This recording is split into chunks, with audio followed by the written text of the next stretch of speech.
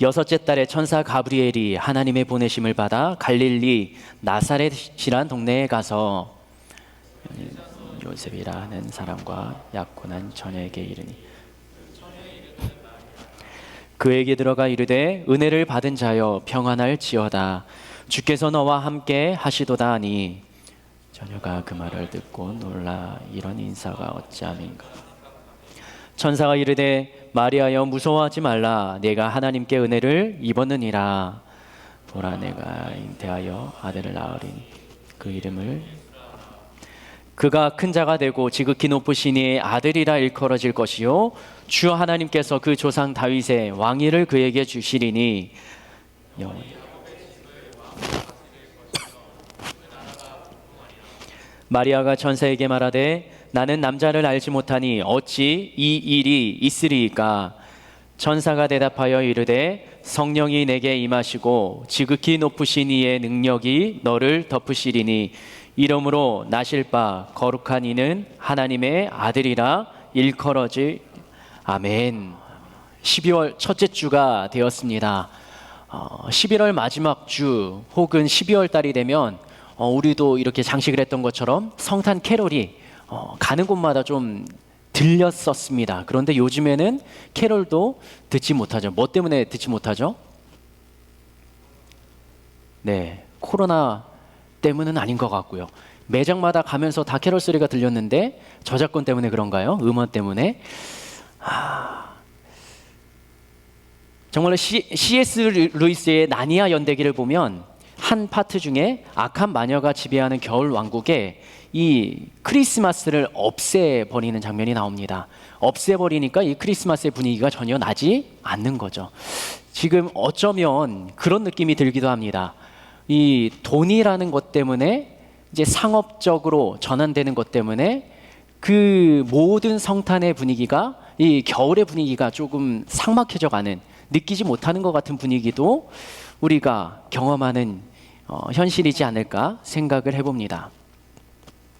그런데 이 성탄트리 하나가 우리가 12월 성탄의 분위기를 다 낼 수 있는 것 아닌데, 오늘 말씀을 좀 통해서 우리가 12월 동안에는 예수님에 대해서 그리고 성탄이라는 단어를 좀 가슴에 품고 함께 말씀을 나눌 수 있었으면 좋겠습니다.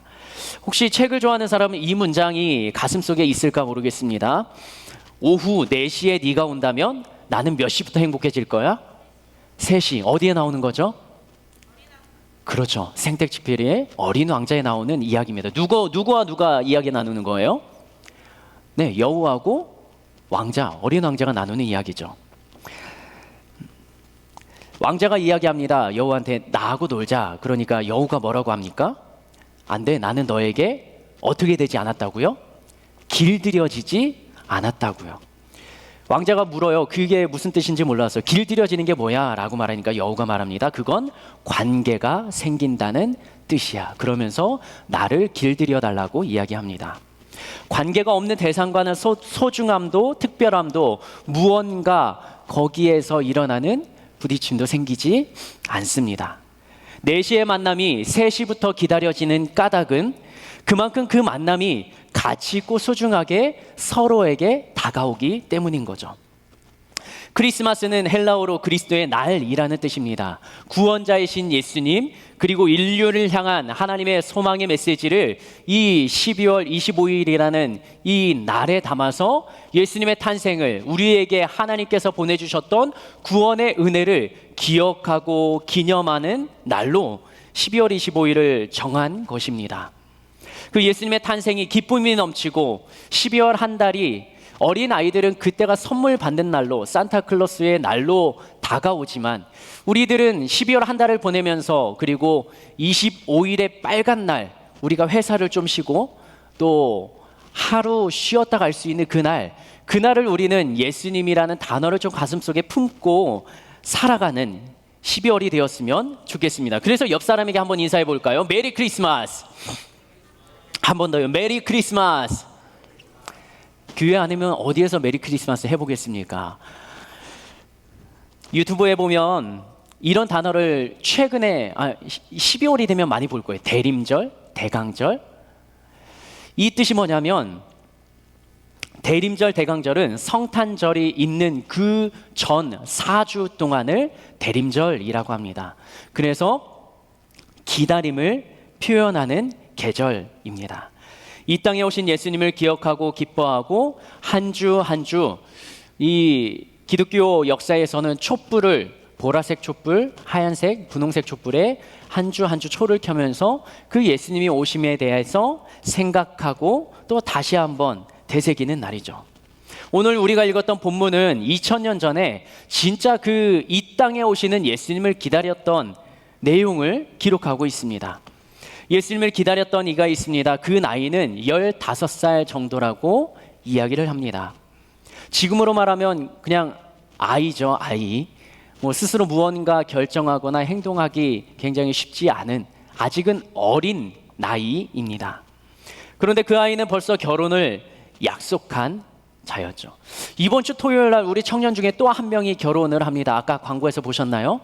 김소라 자매가 결혼을 합니다.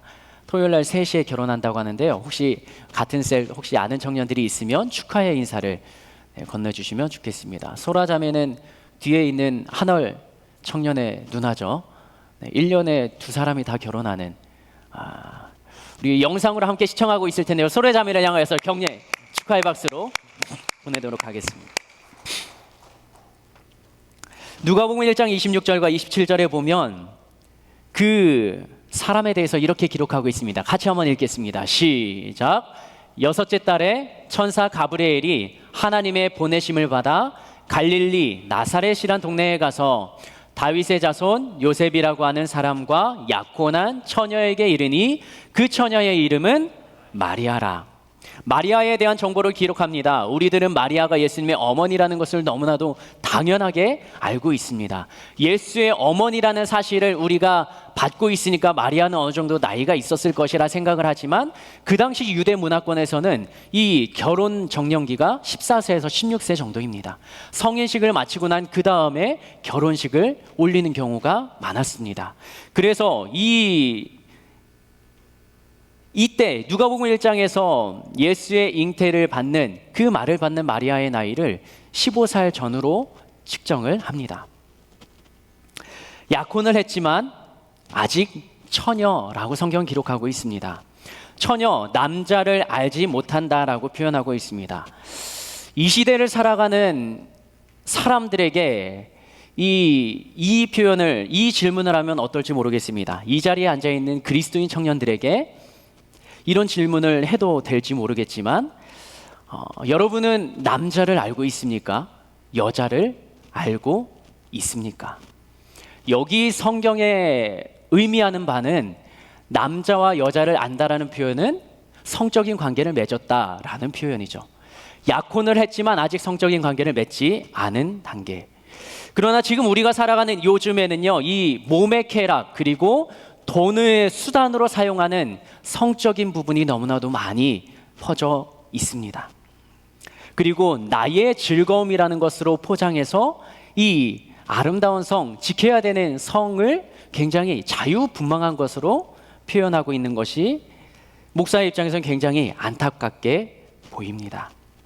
성이라는 것이 그렇게 가벼운 것은 아닌데, 자신에게 질문해 보십시오. 나는 남자를 아는 사람입니까? 여자를 아는 사람입니까? 이 마리아는 약혼을 했습니다. 그 당시에는 약혼을 한 다음에 1년이 지나면 결혼식을 올립니다.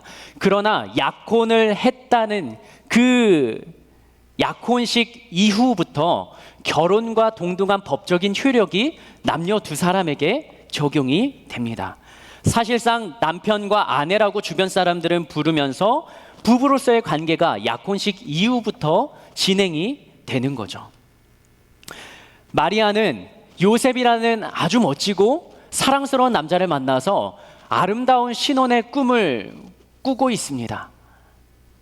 결혼식을 올렸던 한월 청년은 아름다운 행복한 신혼 보내고 계신가요? 이 마리아는요, 1년 뒤에 자신과 결혼할 요셉을 만나서 아름다운 가정을 꾸리고 또 아름다운 집에서 함께 살 것을 너무나 고대하고 기대하고 있었는데, 자신이 있는 그 장소에 찾아온 천사의 말을 듣고 굉장히 충격을 받기 시작합니다. 누가복음 1장 31절, 우리가 잘 아는 이야기를 함께 풀어가 보도록 하겠습니다. 읽겠습니다. 시작. 보라, 내가 잉태하여 아들을 낳으리니 그 이름을 예수라 하라. 요셉과 결혼한 다음에 결혼 이후에 주시는 아들이면 얼마든지 아멘 감사하게 받겠습니다. 이 마리아는 유대 신앙을 가진 자였어요. 하나님을 믿는 자였습니다. 그리고 그 당시 문화를 굉장히 잘 아는 사람이었습니다. 그런데 결혼 이후에 주시는 아들은 감사하지만 결혼 이전에 주시는 아들은 요셉의 아들이 아닌 거잖아요. 그런데 천사는 와서 이야기를 합니다. 아들을 낳을 것이라고요.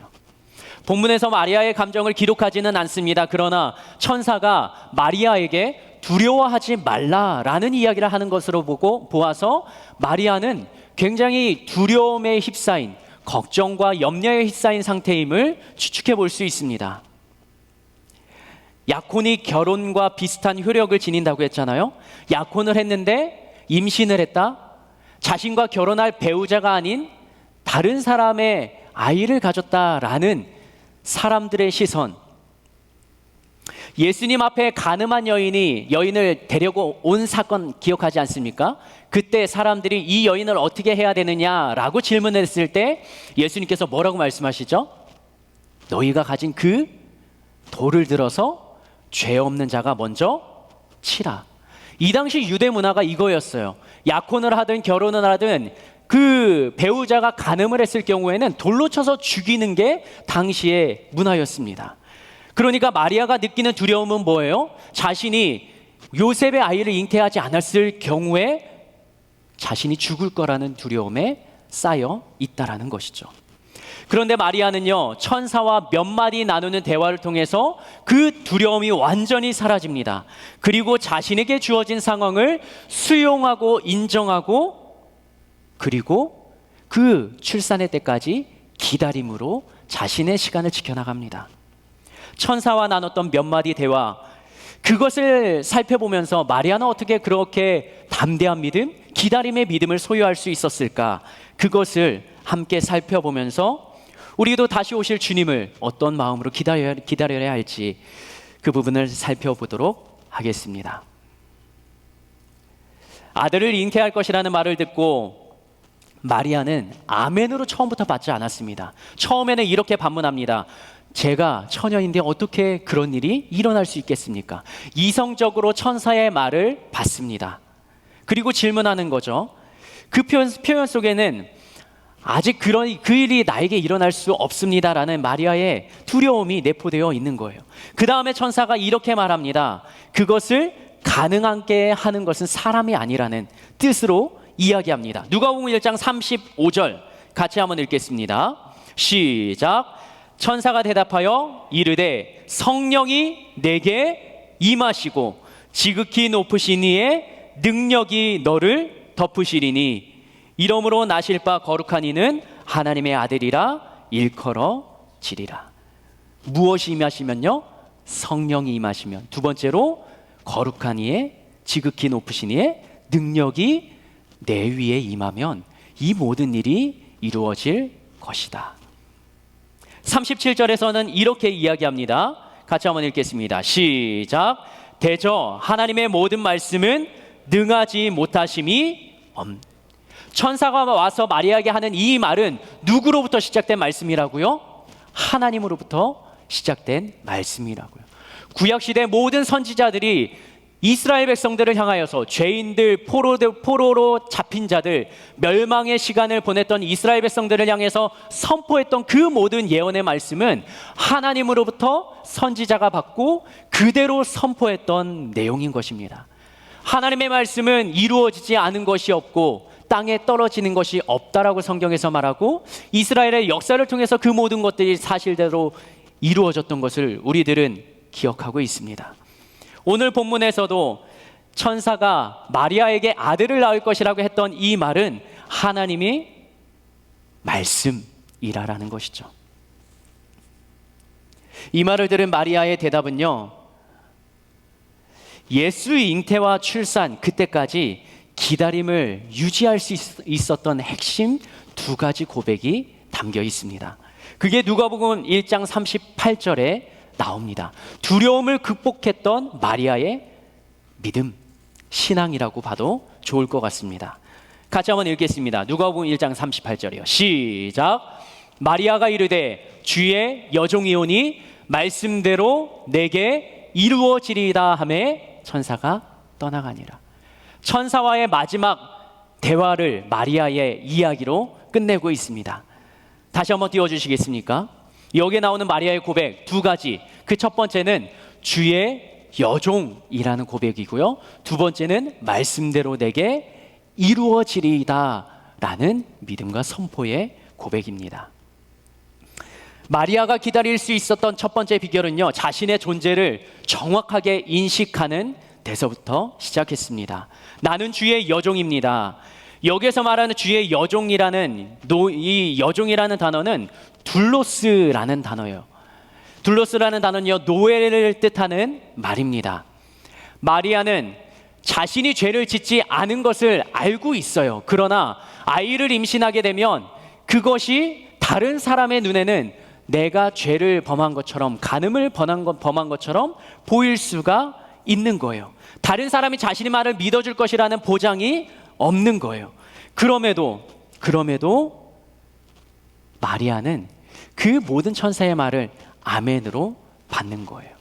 왜냐하면 자신은 주의 여종이기 때문에요. 여기서 말하는 주는 하나님입니다. 하나님의 말씀으로 자신에게 주어졌으면 자신은 그것을 아멘으로 받겠다라는 것입니다.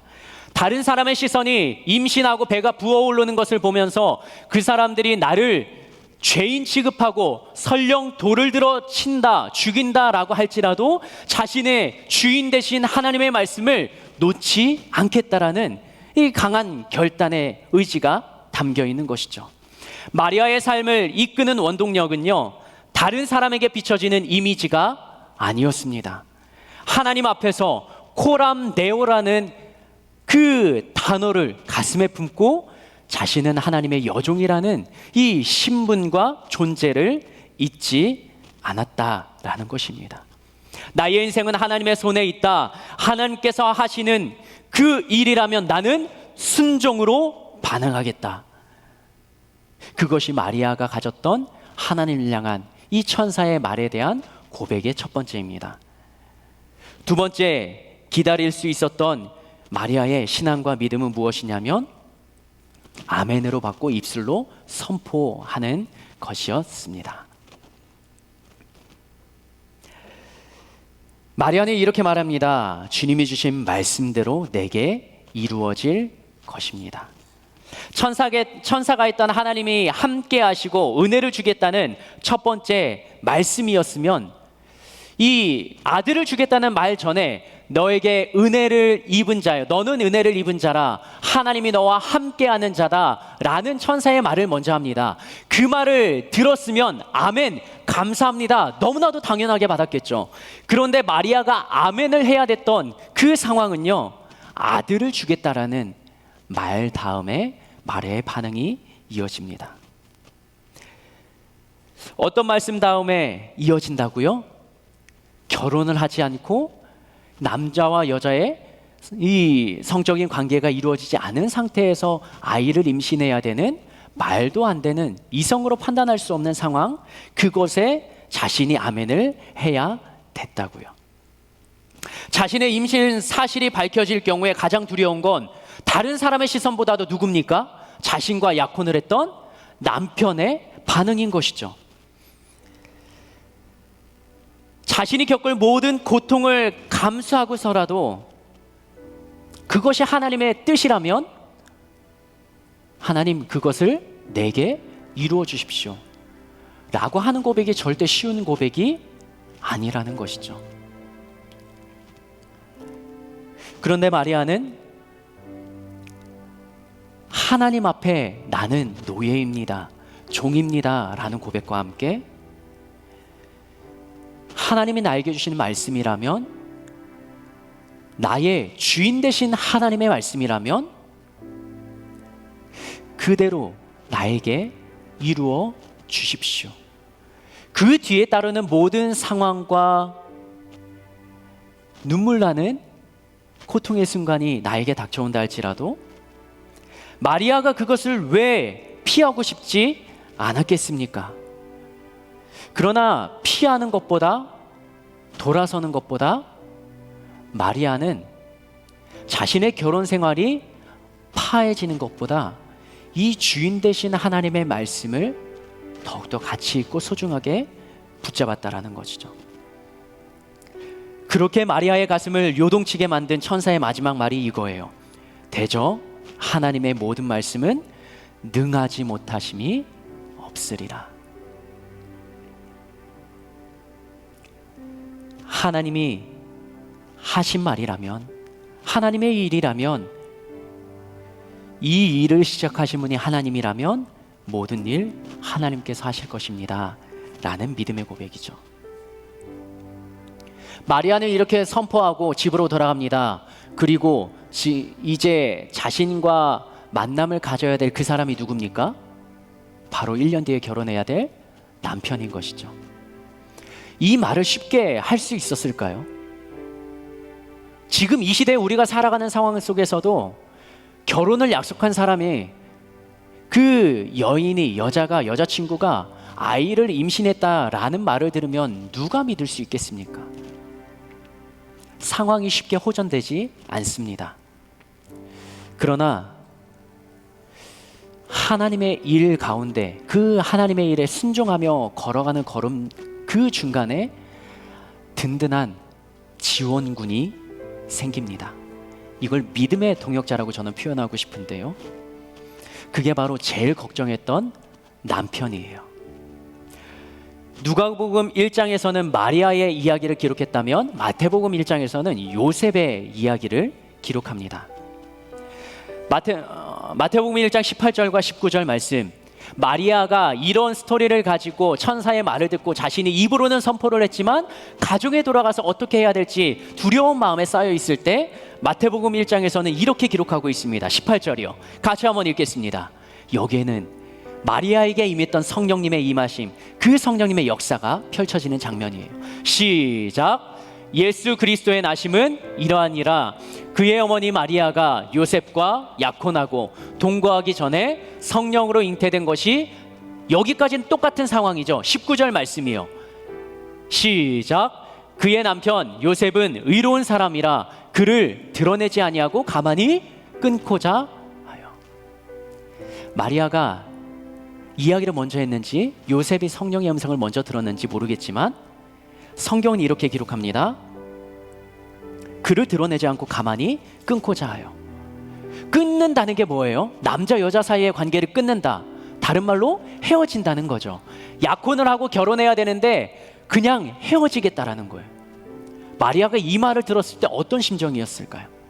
자기가 잘못하지도 않았는데 하나님께서 하시는 일인데 내가 그 고통과 곰내를 다 감당해야 되는 거예요.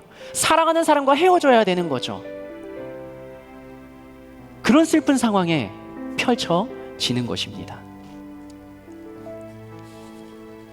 그래도 신앙을 나눈 남편이, 배우자가 사랑의 깊은 관계를 맺은 이 남편이, 다른 사람은 몰라도 이 사람이 나를 그래도 이해해 주지 않을까 작은 실마리를 가지고 만났을지 모르겠습니다. 그런데 그마저 관계를 끊자 이야기합니다. 마리아의 한편 마음속에는 이런 마음이 들었을 겁니다. 하나님께서 하시는 일이 왜 자꾸 꼬여만 갈까? 하나님께서는 아들을 잉태한다 하시고 나는 그걸 아멘으로 받았는데 왜 나의 삶에 이건 풀리지 않는 숙제가 펼쳐지는 것일까? 요셉이 끊고자 했던 그 반응은 요셉도 그거를 인간적으로 감당하기가 너무나 어려웠던 거예요. 그런데 그 19절,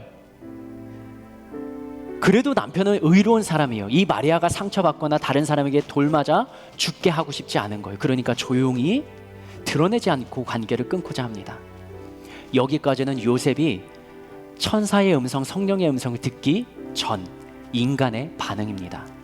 그런데 마태복음 1장 20절, 이때 바로 천사가, 하나님의 사자가 등장합니다. 같이 한번 읽어볼까요? 20절이요. 시작. 이 일을 생각할 때에 주의 사자가 현몽하여 이르되 다윗의 자손 요셉아, 내가 아내 마리아 데려오기를 무서워하지 말라. 그에게 잉태된 자는 성령으로 된 것이라. 21절 같이 한번 읽겠습니다. 시작. 아들을 낳으리니 이는 그가 자기 백성을 그들의 죄에서 구원할 자이심이라 아니라. 아멘. 드디어 하나님께서도 성령에게 이야기하기 시작합니다. 마리아에게 누가복음에서 내가 잉태하여 아들을 낳으리니 이름을 예수라 하라. 이 요셉에게도 아들을 낳으리니 이름을 예수라 하라. 두 사람이 성령님이 하셨던 그 메시지들을 가지고 이야기를 나누기 시작합니다. 말씀을 가지고 둘이 대화를 나누기 시작하는데 맞아 떨어지는 게 있는 거예요. 뭐예요? 아들을 낳는데 이름을 예수라 하라. 성령이 말씀을 나누는 중에 하나님이 주셨던 성령의 감동이, 둘에게 주셨던 감동이, 따로따로 주셨던 감동이 둘이 맞아 들어가는 걸 보고 이거는 진짜 하나님의 일이라 둘은 일치된 마음을 품게 됩니다. 그리고 요셉은 24절 이렇게 반응합니다. 24절 말씀, 마태복음 1장 24절 같이 한번 읽겠습니다. 시작. 요셉이 잠에서 깨어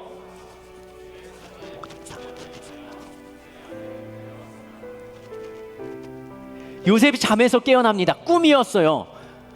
그리고 무엇을 하냐면 사자의 분배대로 누구를 데려왔다고요? 아내를 끊으려고 했는데 다시 데려왔어요. 왜요? 성령님이 주시는 감동이 있어서. 알고 보니까 마리아가 성령님의 말씀에, 하나님의 말씀에 믿음으로 반응했던 믿음의 사람이었던 것처럼 요셉도 하나님의 말씀에 아멘으로 믿음으로 반응하는 신앙인이었다는 것이죠. 그리고 25절 이렇게 행동합니다. 우리가 아주 잘 아는 말씀이죠. 시작. 아들을 낳기까지 동침하지 아니하더니 나음에 이름을 예수라 하니라. 결혼을 합니다. 그리고 아기가 태어납니다. 이 아기를 바라보면서 우리가 잘 아는 메시지 아닙니까? 호구조사를 하러 베들레헴에 가죠. 거기서 임박해서 낳을 장소가 없어서, 여관이 없어서 그 마구간에서 아기를 낳고 그 아기 이름을 무엇이라고 하였다고요? 예수. 태어날 때까지 기다릴 수 있었던 까닭은, 마리아가 버틸 수 있었던 까닭은 믿음의 동역자 남편 요셉이 같은 신앙으로 붙잡고 있었기 때문이에요. 이것을 간과할 수가 없습니다. 하나님의 영이 마리아에게 임했고 마리아는 아멘으로 받고 믿음과 신앙을 담대하게 선포하며 고백했지만 그에게 믿음의 동역자 요셉이 없었다면, 요셉이 끊고자 했던 그 상황 가운데 있었다면 마리아도 포기했을지 모릅니다. 믿음의 공동체가, 영적인 공동체가 중요한 이유가 여기에 있습니다. 한 사람은 때로는 식량하고 한 사람은 낙심해도 믿음으로 서 있는 자가 다른 사람을 끌어당길 수 있는, 같이 믿음의 공동체 안에 서로의 신앙과 믿음을 독려하며 같이 신앙의 길을 걸어갈 수 있는 공동체, 그게 아름답게 이루어졌다는 것이죠. 마리아의 기다림, 거기에는 하나님의 은혜가 있었습니다. 마리아의 입술에 선포, 담대한 믿음의 고백이 있었습니다. 그리고 마지막으로 믿음의 동역자가 든든하게 그 자리를 지켜주고 있었습니다. 이 시대를 살아가는 우리들 12월 예수라는 단어를 가슴에 품고, 성탄이라는 단어를 가슴에 품고 살아갔으면 좋겠습니다. 그러나 그것을 기억할 수 있는 나의 장치가 있어야 됩니다. 그것이 내가 하나님의 말씀에 믿음으로 반응하고 그 말씀을 가까이 하는 것, 그리고 내가 주님 앞에 기도하는 시간, 그리고 사랑의 신앙의 공동체 안에 나에게 먼저 요구하기보다 내가 다른 사람의 믿음의 동역자가 되어주는 것, 내가 먼저 믿음의 동역자가 되어주면 그 사람이 바로 설 거예요. 그리고 그 사람이 다른 사람을 세워가고 내가 지쳐있을 때 나를 세워줄 것입니다. 이 믿음의 공동체가 우리 안에 세워지면 좋겠습니다. 기도하겠습니다.